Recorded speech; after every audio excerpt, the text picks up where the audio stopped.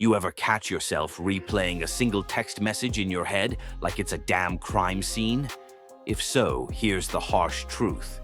You're not just overthinking, you're draining your own life force and calling it being self-aware. The first silent sign you're overthinking everything is that peace feels suspicious. When nothing's going wrong, your brain fills the silence with imaginary disasters. You can't enjoy stillness because stillness feels like waiting for the next blow. This isn't just stress, it's survival mode dressed up in perfectionism. And while you're busy scanning every social cue like you're decoding Morse code, you're missing out on what's actually happening in the moment. Overthinkers often confuse analysis with control, but here's the plot twist. The more you think, the less you act. You scroll for hours, stuck in choice paralysis, reading reviews, watching what I wish I knew before, videos, but never actually doing the thing. You stay mentally exhausted without lifting a finger. That's burnout, not productivity. And it's sneaky because the world applauds deep thinkers until you're the one too emotionally fried to reply to a simple text. Another hidden sign? You crave answers to questions no one asked. You Google things like, what does it mean if they don't use emojis anymore?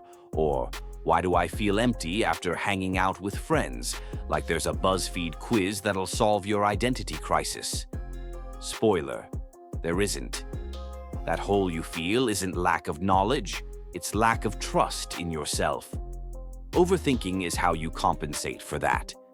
Like we see all over TikTok, you keep calling it healing, but really you're just addicted to self-diagnosis and spiritual clickbait because it makes you feel seen without actually changing. And deep down, you know it. You know you're spiraling when even joy feels performative. You laugh, then instantly wonder if it was too much. You say what you feel, then backtrack in your head for hours, wondering if you were cringe. Your personality becomes a curated performance of likable, and eventually, you don't even know what you actually want, just what looks good on a feed. It's identity erosion disguised as social intelligence. Here's the real reason you can't rest. Overthinking makes you feel safe because control feels safer than vulnerability. If you can predict the pain, you think you can avoid it. But in doing that, you stop living.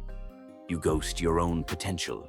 You're scared to text first, to post the weird thing, to ask the real question.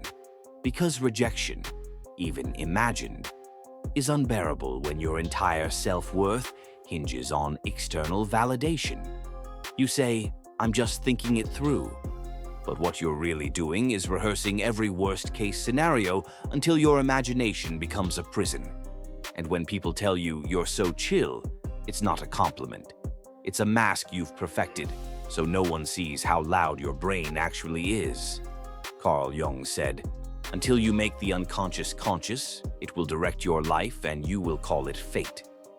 Overthinking feels like control, but it's actually avoidance. You're not solving problems.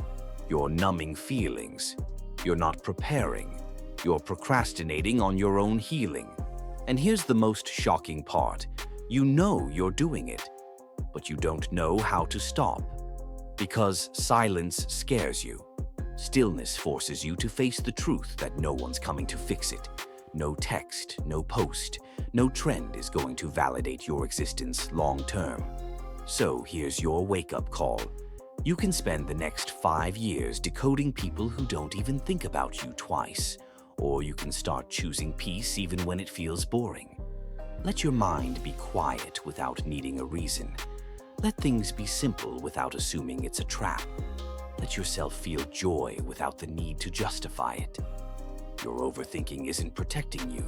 It's stealing your life in slow motion. Choose to stop rehearsing pain and start experiencing the moment. That's the only shift that actually changes anything.